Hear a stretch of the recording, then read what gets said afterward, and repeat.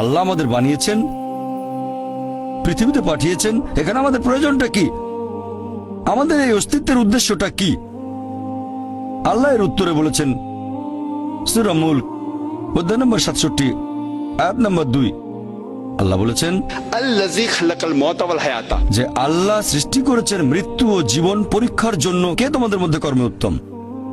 আল্লাহ সৃষ্টি করেছেন জীবন ও মৃত্যু পরীক্ষার জন্য। কে তোমাদের মধ্যে কর্মে উত্তম? আল্লাহ পবিত্র কোরআনে বলেছেন সূরা আলে ইমরান অধ্যায় নম্বর 3 আয়াত 185।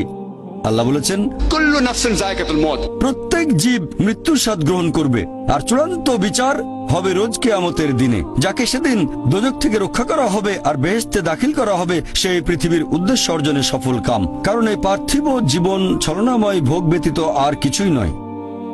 তার মানে এই পৃথিবীতে আমাদের ইহকাল, এটা পরকালের জন্য একটা পরীক্ষা। যদি আল্লাহ সুবহানাহু ওয়া তাআলার আদেশগুলো মেনে চলেন, তাহলে পরকালের জীবনে বেহেশতে যেতে পারবেন, আর আদেশগুলো না মানলে বেহেশতে যেতে পারবেন না, দোজখে যাবেন। তাহলে এই জীবন আমাদের অস্তিত্বের পেছনের উদ্দেশ্য। আল্লাহ বলছেন পরকালের জন্য পরীক্ষা। আর আল্লাহ পবিত্র কোরআনে বলেছেন সূরা আনকাবুত অধ্যায় নম্বর 29 আয়াত নম্বর 2 যে তোমরা কি মনে করো আমরা ঈমান এনেছি এটা বললেই তোমাদের ছেড়ে দেওয়া হবে? তোমাদের অবশ্যই পরীক্ষা নেব। যদি শুধু মুখে বলেন আল্লাহকে বিশ্বাস করি, আমি একজন মুসলিম, আমি একজন মুমিন, এটা বললেই আল্লাহ ছেড়ে দেবেন? এখানেই পরীক্ষা শেষ? আল্লাহ বলছেন তোমরা জানো না আমি পরীক্ষা করব? শুধু বললেন আমি একজন মুসলিম, শুধু মুখে বললেন আমি বিশ্বাসী, মুখে বললেন আমি আল্লাহর কাছে নিজের ইচ্ছাকে সমর্পণ করি, তাহলে আপনাকে ছেড়ে দেওয়া হবে না। আল্লাহ অবশ্যই পরীক্ষা করবেন। আল্লাহ পবিত্র কোরআনে বলেছেন সূরা বাকারা অধ্যায় নম্বর 2 আয়াত নম্বর 155 আমি অবশ্যই তোমাদের পরীক্ষা করব ক্ষুধার ভয় দিয়ে, জীবন আর ধন সম্পদের ক্ষয়ক্ষতি দিয়ে, এবং ফল ও ফসলের ক্ষয়ক্ষতি দিয়ে। আর শুভ সংবাদ দাও তাদের যারা ধৈর্যশীল। আল্লাহ সবাইকে পরীক্ষা করবেন ভয় দিয়ে, ক্ষুধা দিয়ে, জীবন আর ধন সম্পদের ক্ষয়ক্ষতি দিয়ে, ফল ফসলের ক্ষয়ক্ষতি দিয়ে। আল্লাহ অবশ্যই পরীক্ষা করবেন। আর আল্লাহ এক একজনকে এক একভাবে পরীক্ষা করেন। আল্লাহ পবিত্র কোরআনে বলেছেন সূরা আনাম অধ্যায় নম্বর 6 আয়াত নম্বর 165। আল্লাহ বলেছেন যে তিনি কিছু মানুষকে অন্যদের তুলনায় বেশি মর্যাদা দান করেছেন। আল্লাহ সুবহানাহু ওয়া তাআলা কিছু মানুষকে অন্য মানুষদের তুলনায় বেশি মর্যাদা দিয়েছেন। আল্লাহ কোরআনে বলেছেন সূরা নাহল অধ্যায় নম্বর 16 আয়াত নম্বর 71 যে তিনি কিছু মানুষকে অন্য মানুষের তুলনায় শ্রেষ্ঠত্ব দান করেছেন। আল্লাহ এই কথা আবারও বলেছেন সূরা আনাম অধ্যায় নম্বর 6 আয়াত নম্বর 165 যে আল্লাহ সুবহানাহু ওয়া তাআলা কিছু মানুষকে অন্যদের তুলনায় বেশি মর্যাদায় উন্নীত করেছেন, আর তিনি যা দিয়েছেন তার ভিত্তিতেই তোমাদের বিচার করা হবে। এখানে অনেক লোকজন এভাবে প্রশ্ন করে আল্লাহ তাআলা এখানে সুবিচার করবেন কিভাবে?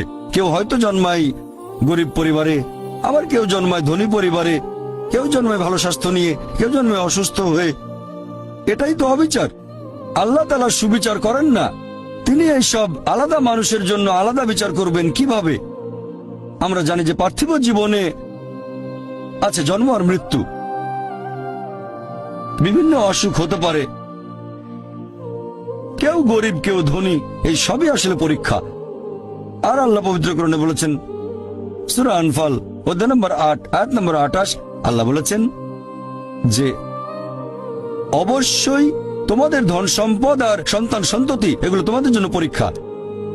এরপর সূরা মুনাফিকুন অধ্যায় নম্বর 63 আয়াত নম্বর 9 যে তোমাদের সম্পদ আর সন্তান সন্ততি যেন তোমাদেরকে আল্লাহ তাআলার স্মরণে উদাসীন না করে।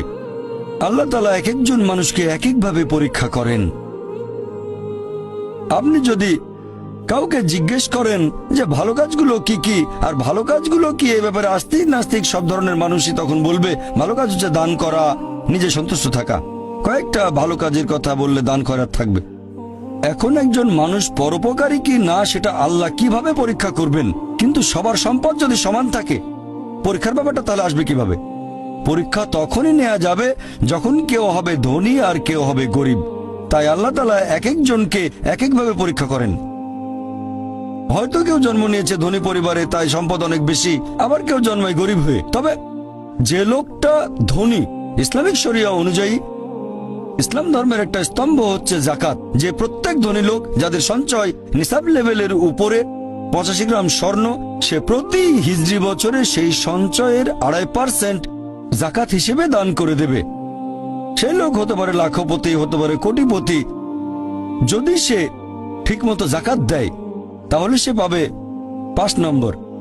হয়তো সে পুরো জাকাত দিল না, সামান্য কিছু অংশ দান করলো, যা দেওয়ার কথা তার 20% দিল, যেটা দেওয়া উচিত তার সামান্য অংশ দিল, তাহলে সে ফেল করবে। আবার কেউ হয়তো জাকাতই দেবে না, একেবারে শূন্য। আর গরিব লোককে কোনো জাকাত দিতে হবে না, সে পাবে ফুল নাম্বার। কিন্তু আমরা মানুষরা এভাবে বলি, আহা বেচারা লোকটা খুব গরিব, এই লোকটার জীবনে শুধু সমস্যা আর সমস্যা। আর ধনীদের দেখে আমরা মুগ্ধ হই। আমাদের প্রিয় নবী বলেছেন যে একজন ধনী লোকের বেহেশতে প্রবেশ করা গরিবের চেয়ে অনেক বেশি কঠিন। আর পবিত্র কোরআন বলছে সূরা আনফাল অধ্যায় নম্বর 8 আয়াত নম্বর 28, ধন সম্পদ তোমাদের জন্য পরীক্ষা, এটা পরীক্ষা। আমরা বোকা তাই এভাবে চিন্তা করি যে এই লোকটার অনেক টাকা, আল্লাহ অনেক রহমত দিয়েছেন, এটা একটা পরীক্ষা। যদি এই রহমত ঠিক মতো ব্যবহার না করেন, এটা অবশ্যই রহমত, তবে এই পরীক্ষায় ফেল করার সম্ভাবনা অনেক বেশি। যেমন ধরেন বোর্ডের একটা পরীক্ষার প্রশ্ন, গত বছরের কথা, 2 বছর আগের কথা, 2002 সালের কথা। সেবারের প্রশ্ন খুব কঠিন ছিল, বেশিরভাগ ছাত্রছাত্রী উত্তর দিতে পারেনি। পরের বছর সেই প্রশ্নটা আসলো না, তখন এটা বলা বোকামি, ও দুঃখ, এবার তো আসলো না। আপনি তো খুশি হবেন যে এবার আসেনি। তাহলে সম্পদ একটা পরীক্ষা। তাহলে যাদের ধন সম্পদ নেই তাদের জন্য ধনীদের তুলনায় বেহেশতে যাওয়াটা অনেক সহজ। আল্লাহ এক একজনকে এক একভাবে পরীক্ষা করেন।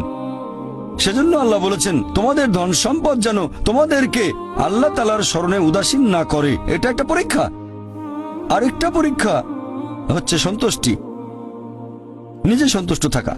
আর আমাদের নবী মুহাম্মদ সাল্লাল্লাহু আলাইহি ওয়াসাল্লাম বলেছেন, এটা আছে সহিহ বুখারীতে খণ্ড নম্বর 8 হাদিস নম্বর 447, নবী বলেছেন যদি কারো কাছে একটা পর্বত সমান স্বর্ণ থাকে সে এরকম আরেকটা চায়।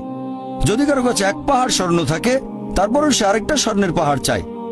আর সর্বশেষে তার মুখগহ্বর পূর্ণ হয় কবরের মাটি দিয়ে। সে যত ধনী লোকই হোক, হয়তো সে পৃথিবীর মধ্যে সবচেয়ে ধনী লোক, তারপরও সে আরো বেশি সম্পদ চায়। মানুষ সন্তুষ্ট হয় না, বেশিরভাগ মানুষ কখনো সন্তুষ্ট হয় না। আল্লাহ পবিত্র কোরআনে বলেছেন সূরা নিসা অধ্যায় নম্বর 4 আয়াত নম্বর 32 যে আল্লাহ যেটা দিয়ে অন্য মানুষকে শ্রেষ্ঠত্ব দান করেছেন সেটার উপরে তোমরা কোন রকম লালসা করো না। এভাবে বলবেন না যে হে আল্লাহ তুমি অমুককে অনেক সম্পদ দিয়েছো, অমুককে অনেক সুন্দর একটা গাড়ি দিয়েছো। এমন কিছু আল্লাহর কাছে চাইবেন না যেটা অন্য কাউকে আল্লাহ দিয়েছেন, এতে লোকসান হবে আপনার। আর আমাদের প্রিয় নবী মুহাম্মদ সাল্লাল্লাহু আলাইহি সাল্লাম বলেছেন, এটা আছে সহিহ বুখারীতে খণ্ড নম্বর 4, আমাদের নবী বলেছেন যে সেই লোকদের দেখো যাদের ভাগ্য তোমার চেয়ে খারাপ, সেই সব লোককে দেখো না যারা তোমার চেয়ে বেশি ভাগ্যবান। তা না হলে তোমরা আল্লাহ তাআলাকে স্মরণ করায় অবহেলা করতে পারো, তা না হলে প্রতিপালকের প্রতি অকৃতজ্ঞ হয়ে যেতে পারো। তাহলে নবী বলেছেন তাদেরকে দেখো যাদের ভাগ্য খারাপ। তখন আপনি বলছেন আচ্ছা এই লোকটার তো কোনো গাড়ি নেই, আমার একটা মারুতি অন্তত আছে। তাকে দেখবেন না যারা সে মার্সিডিজ, ও আমার মার্সিডিজ নেই কেন, ওই লোকের গাড়ি নেই, আমার তো একটা আছে। আপনি আল্লাহকে ধন্যবাদ জানাবেন। যখন মার্সিডিজ গাড়ির মালিকের সাথে নিজেকে তুলনা করবেন, ও আমার কেন মার্সিডিজ গাড়ি দিলেন না, তাদেরকে দেখবেন যাদের ভাগ্য খারাপ। তাহলে আপনি আল্লাহ সুবহানাহু ওয়া তাআলাকে স্মরণ করছেন। আর এটাই বৈশিষ্ট্য মানুষের। এরকম একটা গল্প যে এক লোকের মনে অনেক দুঃখ, কারণ তার কোনো জুতো নেই। তারপরে সে একটা লোককে দেখলো যার একটা পাই নেই। লোকটা অভিযোগ করতো আল্লাহর কাছে যে জুতো নেই, আল্লাহর কাছে অভিযোগ করতো আমার কোনো জুতো নেই। তারপর সেই লোকটাকে দেখলো যার একটা পা নেই, তখন সে আল্লাহকে ধন্যবাদ জানালো আমার অন্তত 2টো পা আছে। তাহলে সন্তুষ্ট হওয়া একটা পরীক্ষা। আমাদের নবী মুহাম্মদ সাল্লাল্লাহু আলাইহি ওয়াসাল্লাম বলেছেন, এটা আছে সহিহ বুখারীতে খণ্ড নম্বর 8 যে সত্যিকারের সম্পদ হচ্ছে সন্তুষ্ট হওয়া, ধন সম্পত্তি নয়। সত্যিকারের সম্পদ হলো সন্তুষ্ট হওয়া, পরিতুষ্ট হওয়া। আপনার যা কিছু আছে সেটার জন্য বলবেন আলহামদুলিল্লাহ, সকল প্রশংসা আল্লাহর। তাহলে হবেন সত্যিকারের মুমিন, হবেন সত্যিকারের বিশ্বাসী, হবেন সত্যিকারের মুসলিম, সন্তুষ্ট থাকবেন। অনেকে এভাবে বলে যে কোন কারণে আল্লাহ সুবহানাহু ওয়া তাআলা কিছু মানুষকে জন্ম থেকেই বানিয়েছেন স্বাস্থ্যবান, কিছু মানুষকে আল্লাহ সুস্বাস্থ্য দেন, আর কেউ জন্মায় অসুখ বিসুখ নিয়েই, হয়তো বংশগত কোনো রোগ, হার্ট ডিজিজ, কেউ বা জন্মায় বিকলাঙ্গ হয়ে। আল্লাহ কি অবিচার করছেন? আল্লাহ পবিত্র কোরআনে বলেছেন সূরা নিসা অধ্যায় নম্বর 4 আয়াত 40, আল্লাহ সুবহানাহু ওয়া তাআলা কারোর সাথে অনুপরিমাণে জুলুম করেন না। এটা একটা পরীক্ষা। আল্লাহ এক একজনকে এক এক ভাবে পরীক্ষা করেন। এরকম হতে পারে যে শিশু এখন জন্মাচ্ছে, সেই সময় মাসুম নিষ্পাপ, তার কোনো দোষ নেই। আর পবিত্র কোরআন বলছে সূরা আনফাল অধ্যায় নম্বর 8 আয়াত নম্বর 28 যে তোমাদের ধন সম্পদ আর সন্তান সন্ততি তোমাদের জন্য পরীক্ষা। আল্লাহ কথাটা আবারও বলেছেন অধ্যায় নম্বর 63 আয়াত নম্বর 9 যে তোমাদের ধন সম্পদ সন্তান সন্ততি তোমাদেরকে যেন আল্লাহ তাআলা স্মরণে উদাসীন না করে। এরকম হতে পারে যে পরীক্ষা নেওয়া হচ্ছে বাবা মার, এটা বাবা মার জন্য পরীক্ষা। এরপর আপনারা দেখবেন যখন কোনো মানুষের উপর বিপর্যয় আসে, সেটা হয় পরীক্ষা অথবা একটা শাস্তি। যে লোকগুলো আল্লাহ তাআলার পথ থেকে দূরে সরে গেছে তাদের জন্য এটা শাস্তি, আর যারা আল্লাহর পথে আছে তাদের জন্য পরীক্ষা। হতে পারে যে বাবা মা খুব ভালো মুসলিম, 5 ওয়াক্ত নামাজ পড়েন, হয়তো যাকাত দিয়েছেন, হজ পালন করেন, রমজান মাসে রোজা রাখেন, আল্লাহ তাদের একটা সন্তান দিলেন জন্ম থেকে যার হার্টে সমস্যা। সত্যিকারের মুসলিম, সত্যিকারের মুমিন বলবে আলহামদুলিল্লাহ, আল্লাহ তাআলা তোমাকে অনেক ধন্যবাদ। আল্লাহ তাদের পরীক্ষা করছেন। আরেকটা লোক যে কৃতজ্ঞ নয় আর এই পরীক্ষায় হয়তো পাশও করবে না, সে বলবে কেন, সে লাফালাফি শুরু করবে, আল্লাহর কাছে অভিযোগ করবে যে কেন আল্লাহ তাআলা আমাকে এমন বিকলাঙ্গ সন্তান দিলেন জন্ম থেকে যার হার্টে সমস্যা। আর পরীক্ষা যত কঠিন পুরস্কার তত বেশি। পরীক্ষা যত কঠিন পুরস্কারের পরিমাণ তত বেশি।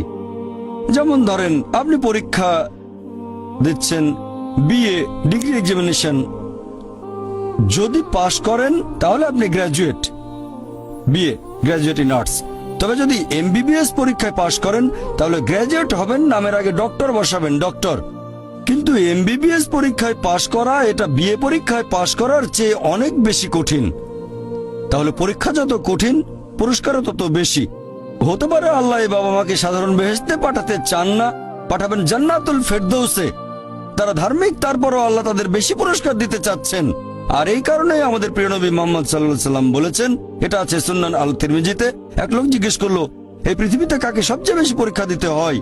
নবী উত্তরে বললেন যে আল্লাহ সুবহানাহু ওয়া তাআলার সকল নবী রাসূলকে সবচেয়ে বেশি পরীক্ষা দিতে হয়। এরপরে যারা নবী রাসূলগণের ঘনিষ্ঠ, যারা নবী রাসূলগণের মতো, তারপরে যারা সাহাবীগণের মতো। আর একজন লোকের ঈমান যত বেশি মজবুত পরীক্ষাটা তত বেশি কঠিন। তাকওয়া যত বেশি থাকে আল্লাহ তত কঠিন পরীক্ষা দেবেন। আপনি কোথাও এমবিবিএস নিয়ে পড়াশোনা করছেন কারণ বেশি নম্বর পেয়েছিলেন এইচএসসি-তে, সেজন্য এখানেও পরীক্ষা কঠিন। এমবিবিএস পাশ করাটাও বেশ কঠিন। তাহলে এখানেও নবী রাসূলগণের তাকওয়ার সাথে সাধারণ মানুষের তাকওয়ার কোনো তুলনায় হয় না। যেহেতু তারা ছিলেন নবী এবং রাসূল, তাই তাদেরকেও পরীক্ষা করা হয়েছে। কোন নবী রাসূলকে এই পরীক্ষা না নিয়ে ছেড়ে দেওয়া হয়নি। তাদের তাকওয়া লেভেল অনেক উপরে। নবী রাসূলকে অনেক বেশিবার পরীক্ষা করা হয়েছে সাধারণ মানুষের চেয়ে। আপনার বাচ্চা অনেক বেশি, অনেক কঠিন। তাহলে আপনার তাকওয়া যদি বেশি হয় আল্লাহ আপনাকে পরীক্ষা করবেন। সত্যিকারের মুমিন কোন বিপর্যয়ের মধ্যে পড়লে বলে সুবহানাল্লাহ, সকল প্রশংসা আল্লাহর, আলহামদুলিল্লাহ। সে ধরে নেয় এটা একটা পরীক্ষা। কোন বিপর্যয় আসলে সেটা হয় একটা পরীক্ষা অথবা একটা শাস্তি। নবীগণের তাকওয়া অনেক বেশি, তাদের জন্য এটা শাস্তি না, এটা পরীক্ষা। আর তারা পাশ করেছেন। যদি কারো জীবনে কোনো ভালো কিছু ঘটে সেটা হয় একটা পুরস্কার অথবা পরীক্ষা। সম্পদ হতে পারে পুরস্কার অথবা একটা পরীক্ষা। ভালো কোনো কিছু ঘটলে সেটা হয় পুরস্কার নয়তো একটা পরীক্ষা। অনেকে আল্লাহর পথ থেকে দূরে সরে যায়, তারপরে বলে আমাকে সম্পদ দাও, আল্লাহর সম্পদ দেন, তারপরে তারা পরীক্ষায় ফেল করে। তাহলে এই পৃথিবীতে তারা তাদের ইচ্ছে মতো আরামায়েশ করে, কিন্তু আখিরাতে শুধু ক্ষতিগ্রস্ত হয়। দান একটা পরীক্ষা, সন্তুষ্ট হওয়া পরীক্ষা, সন্তান সন্ততিও পরীক্ষা।